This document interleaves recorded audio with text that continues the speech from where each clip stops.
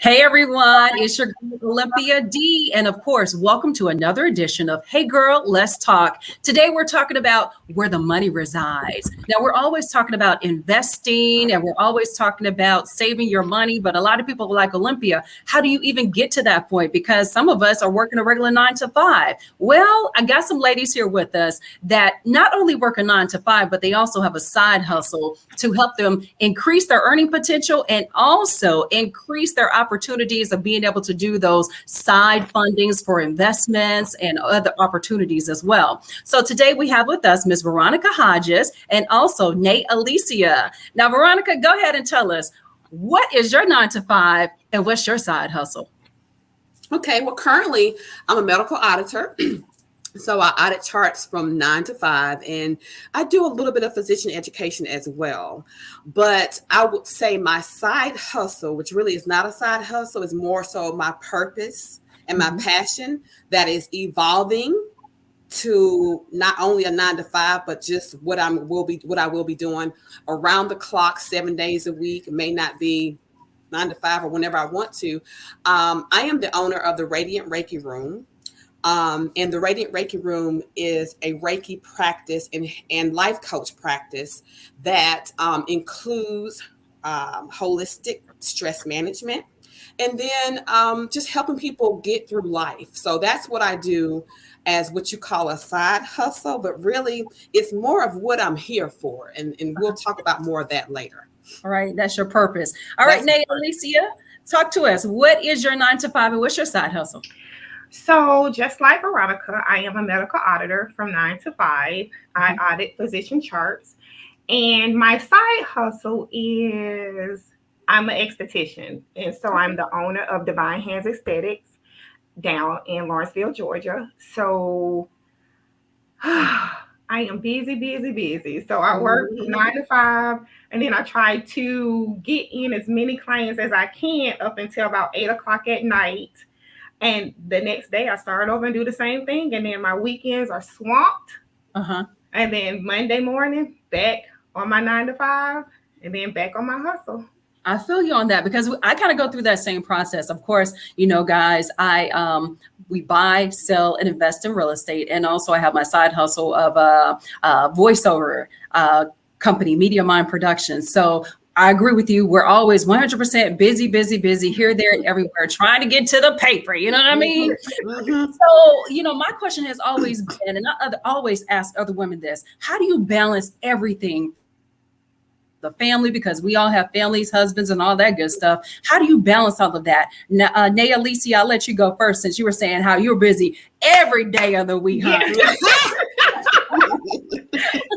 So for me, a lot of days, I get started at 4 o'clock in the morning. So I wake up at 4. I leave at 4:30, going to climb the mountain. Okay. So I'm usually back here around 6. I come, I make the kids breakfast, then I have to take them to school. And then once I do that, I come home and then I start to work. Hold on. I did I hear you say you climb the mountain? So you actually go hiking in the mornings? I do. Girl, it's amazing. Do that? We only do that on the weekend. You know what? You really could, because listen, when you get to the top of that mountain and the sun is coming up and you just taking in everything, and you know, I get up there and I meditate, I write in my grateful journal, and I just be still. That really helps me get through my entire day. Okay. Like when it rains, I don't go because the mountain is real slippery. And the last time I tried to be grown and go, I failed twice. So I learned my lesson from that. So we can't be doing that. We can't be doing that. No. But yeah, like when I can tell it's a huge difference from when I don't do it versus when I do it. Okay. And so, and I just love being outside anyway. And so when I get, and then it takes me away from reality just for a couple of hours. Because when I get back, I have the kids, I have this dog, and it's just a lot. It's a lot, from running to dropping them off at school to having to pick them up from practice and the different clubs that they're in, and then trying to work and then trying to see clients. Right. I am just waiting on the day that divine hands and status will be my only source of income. Yeah, we're going to go ahead and put that into the atmosphere. Release Exactly. that. Okay. Okay. All right, Veronica, talk to us. How do you balance everything? Because I know you're always on the go, always on the go. You know, we meet up on Saturdays. We do mountain climbing on Saturdays and we do our walks and stuff like that. I always told her, like, every weekend, it feels like we're like Dora Explorers out. We're just doing different things. And she got me up in the mountains. We on the greenway. We're just doing a whole bunch of stuff. So how do you balance everything, V? The thing that we all have in common and that most women need to have, if you're going to do the grind, if you're going to have the grind and have the shine, you got to do you first. So that's what I'm hearing is our common theme. We are doing self-care. So in the mornings, I get up, I have to meditate, I have to pray, and I have to work out in some shape, form, or fashion. If I don't do those things, my day will be all over the place. So sometimes when I find myself being irritated, even with the kids, because kids are going to be kids. Yeah. They're going to call your name every 5 minutes. They're going to ask you for things. They can have the best dad in the world, right? Oh, yeah. But nobody's like mama. Right. Exactly. You are the source of everything. So when I find myself being irritated with my kids, which is something that most people who hustle and grind, you're going to get irritated. My most irritated time is when I don't give myself. I have to give myself that time. And for me, I have to give God that time. And I have to also ask all the angels that are available to help me through this day, because the juggle and the balance is real. When you're working all day, but you also have a whole passion. I keep a journal with me all day, because when you're working, something may come to in your mind that you can't get to right then. And I write things down that I need to do for my business or businesses, because as you know, I believe in streams. I believe that dreams create streams, right? You just got to pay attention to your dreams. Right. So like what we have in common, and even the things that we do on the weekends, Olympia, even like the nature walk we took, that grounded me for a whole 2 weeks, you know? So those things, self-care is the key to making sure you're grounded when you're dealing with all of these different parts of life. Right. And you know what? Everybody, they always ask, you know, how do you find your side hustle?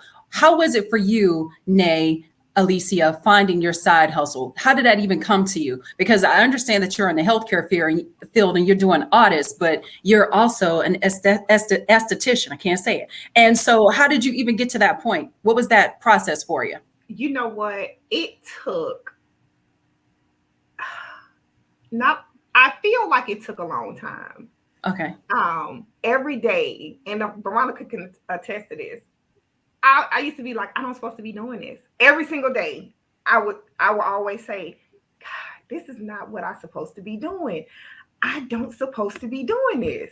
And I could never figure it out, ever. And then one day, I got up and I was like, I think I want to be an esthetician. And when I said that, things just started to fall into place. Like everything was really, really easy. I wouldn't say easy, because it took, like, it was a journey. Right.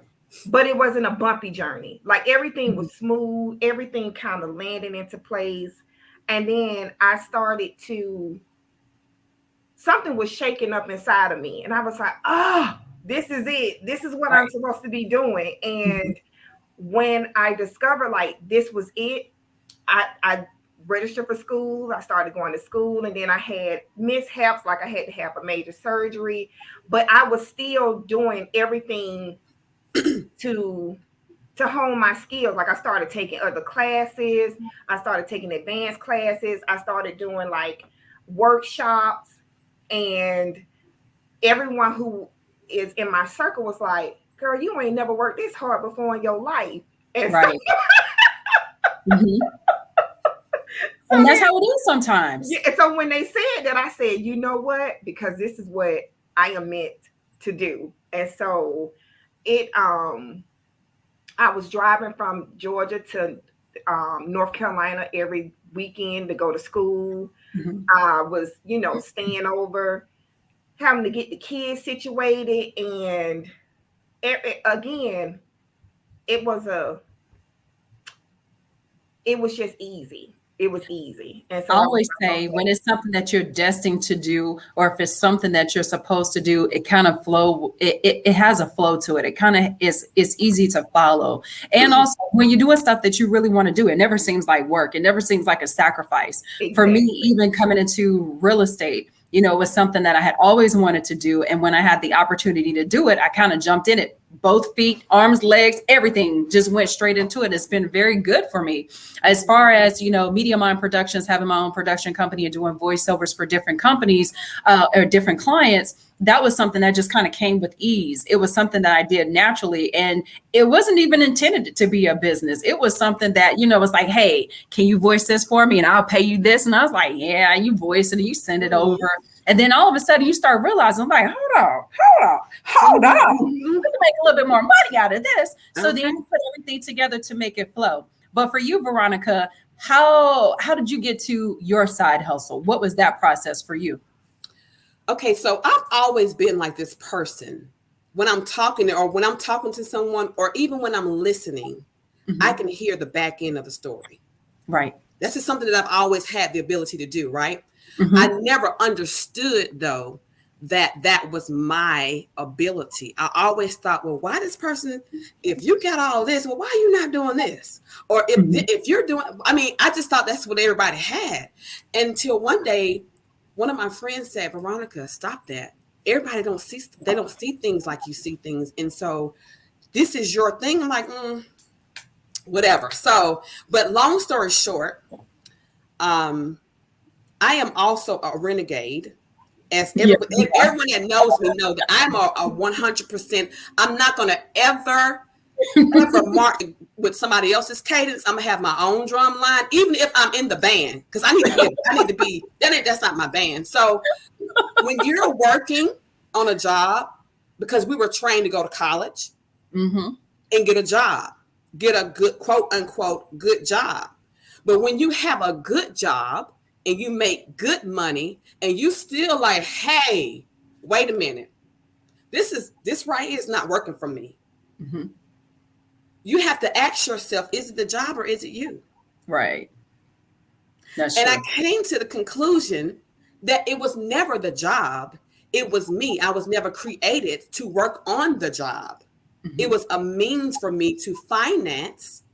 It was a means of money flow to make sure that I can finance what I'm here for. So Reiki, life coaching. I'm also in graduate school for clinical mental health counseling, because that is my thing. I listen, I can hear, and I understand. And I'm not going to judge. You can tell me that you are purple, you identify as purple and fell off the tree, and now you're yellow. Well, you know what? I'm going to roll with you with your yellow. But we're going to also figure out what's happening, and to get you to a place where you can be green today, yellow today, tomorrow, blue, purple, and everything else. You can do all of the colors. It doesn't really matter. So that's how I came to this, and it feels right. It's hard to work 9 to 5. I understand that. Very Okay. hard. So with us, having all these different side hustles and doing the things that we do, what are you investing in, or what other side businesses are you actually pouring into, Nealicia?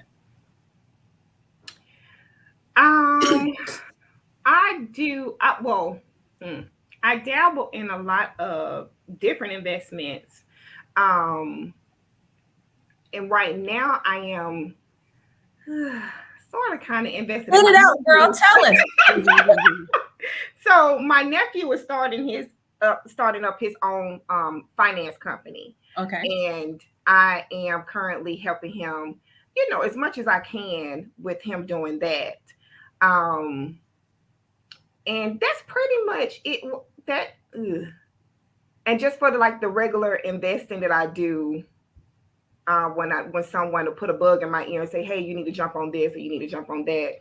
But for the most part, that's about it. Cause I honestly don't have time for anything. Oh, Well, I'll be honest with you. That's how it really started for me. Someone was like, hey, you need to make sure you invest in Cardano. And it Yeah. started with the Bitcoin. And I was like, okay, I ain't really sure about this. And it's like for me, where most women might spend $100 on a brand new pair of shoes or a purse, I'm like, ooh, let me take this little 100 and we about to go get Okay. yeah. so that's where it started. It started by word of mouth, and then it just kind of started to grow. So then I picked up. You remember when a couple of months ago Peloton said that they were doing a collaboration with United Healthcare. So I picked up a few stocks with those, and it just kind of grew. Make sure I got me some Apple, and just different things like that. So I think investing is really on everybody's radar right now, because people realize that they can make a lot of money in the stock market, but there's also some of the things that you can invest your time and your energy into as well, like real estate, flipping properties, or even Airbnb is like really, really big right now, because during this pandemic, everybody wants to go somewhere else. And if you got a place that you're not using and you can fix it up really nice, and you can use that money to fund some other things, it's like, yeah, you can stay there, throw me a few hundred and we good, boo. Veronica, tell me about some of your other businesses that you're funding, or any investments that you're making as well. I see investing is just like exercising and building a muscle. Mm-hmm. So if you don't have any muscle in it, you know what? You learn first how to do biceps, how to do triceps. And you know what? After a while, you know how to tone and lean out. So Right. for me, I like to listen, and I like to be around and talk to, just like this whole conversation. It's just here again. I'm just hearing that we have our ear in one door, our toe in the other one, our arm in the other one, and our leg in the other one, right? Yeah. So we're learning how to move in this investment world.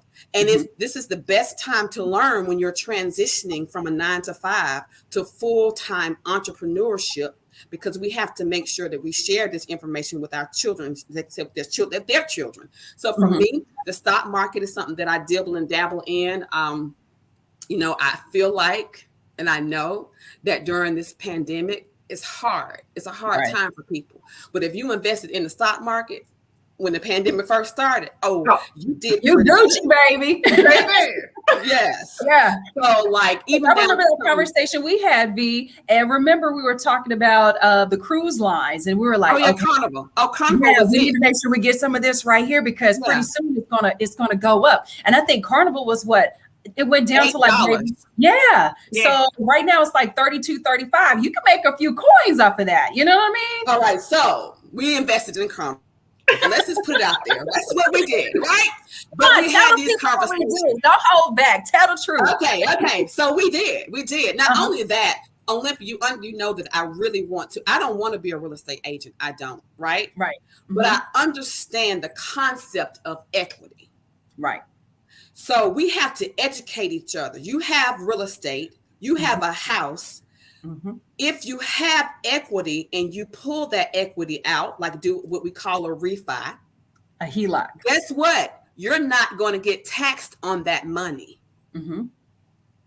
So these are the things that we need to make sure that we understand and we teach it. So my next move is to buy properties. I don't care if it's an inch of grass. It'll be mine with a deed, with my name on that deed, because that inch of grass might be $2 in 2021 and $500,000 in 2030. So we have to understand that our financial portfolio will grow as we grow. We just got to continue to do that. And like you, somebody may want to spend $1,200 on a Louis Vuitton bag. Right. I'm going to turn the other way and take that $1,200 and put it on something else and get me a cute bag from Ross and I'll be fine. A $6.99 bag, because I know that $1,200 that I put somewhere else is going to grow. And I will tell you too, keep young people, even though we're younger people in your circle. I have cousins who are day traders. So 2019, my cousin was like, girl, don't you want to buy some Ripple? And I was like, what is that? That sounds crazy. But I got $500 on it, So it was 33 cents. Right. And see, and that's what I'm saying. And if you go back and you look at it, what it is right now, I looked back at it like a couple of months ago, it was $1.71 per share. Right. So let me ask you a question. So we all have children. What are we teaching our children as far as finances? Are we preparing them for the future? Are we showing them what we have going on? Because I try my best to pull Ladybug in. I'm like, look, you like to use all of these different products. Let me show you how much these products are. And my favorite app is really Robinhood. I love Robinhood because you don't even have to, if the stock is $187, you don't have to invest $187. You can take your little $20 and you just buy you a few pieces of stock. You know what I'm saying? And guess what? That little piece is going to grow, but people don't understand that.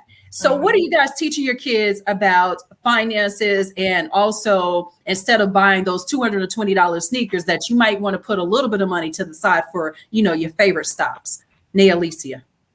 Well, also both of my boys are on Robinhood as well, and they are on another app. I can't even think. Is it Acorn? If you wouldn't have never Coinbase, Stash. It's not Stash. It's something. But it's something like Stash. So it takes money from them every day, like very insignificant amount of money from them. But they've been doing that. I know my oldest son been doing it since he was in middle school, and he have a couple of $1,000s in his little account now. His account ain't little. Don't discredit his account. I mean, you know what? That's big. That's big. It's big. And my youngest son, it's the same. I'm gonna have to figure out what the app is, but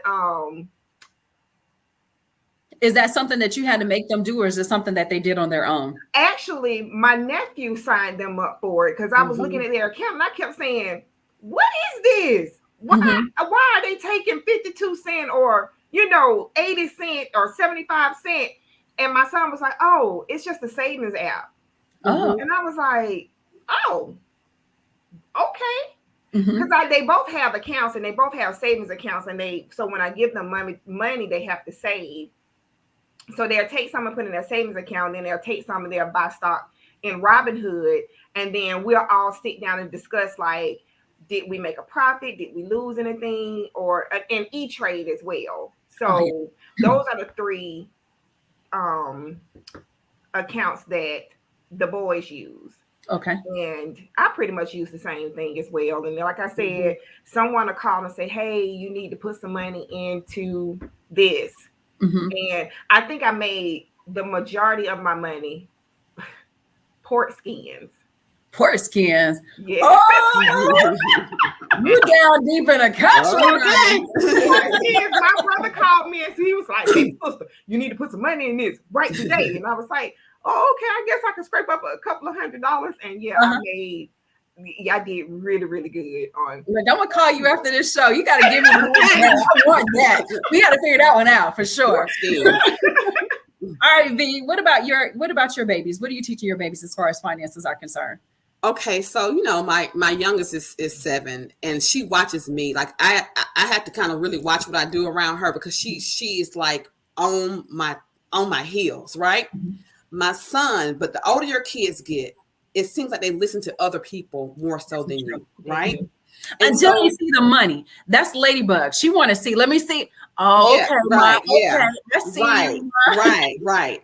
So I have younger cousins. And I was like, call your cousin and see what you got to do with the stock, so I know you got to have people in position to help your kids, because mom is not too cool at some point, and they don't want to listen to them, especially since the boys kind of move a little different. They start getting this swag, start looking at the waves, and when that starts happening, you're not too cool in what you're saying. So I kind of set brother man up. I set you up. I'm gonna set you all the way up. So I asked him to call my cousin, my younger. He's a day trader. He's in his 20s. He's the cool big cousin, right?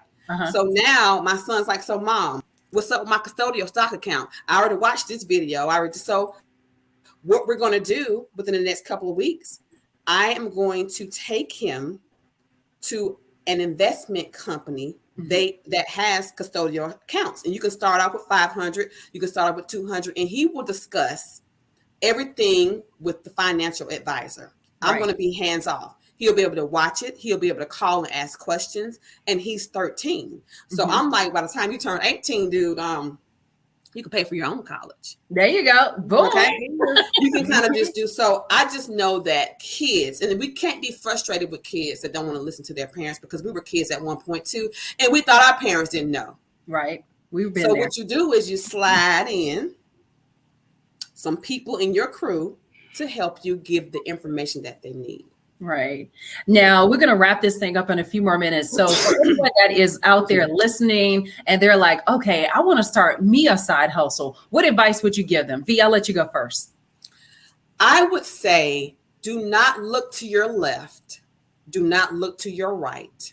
Don't look at anybody and what they're doing. Mm-hmm. Close your eyes, get centered, because everything you need is in your hands. Oh, we wow. were all designed for a purpose, right? Mm-hmm. And sometimes we discount what we like. If you like fashion, guess what? Nobody likes to shop anymore. You mm-hmm. can be a personal shopper and someone. If somebody said, Veronica, I'm starting a shopping business, please come on and come help me out, because I don't even like going to the store anymore. And mm-hmm. Amazon don't have all the cute stuff that I need. So, mm-hmm. or if you like hair, who says you have to be a cosmetologist to make wigs? Mm-hmm. Make the wigs. If you like the braid, go ahead and get your natural hair care license. It won't take you that long.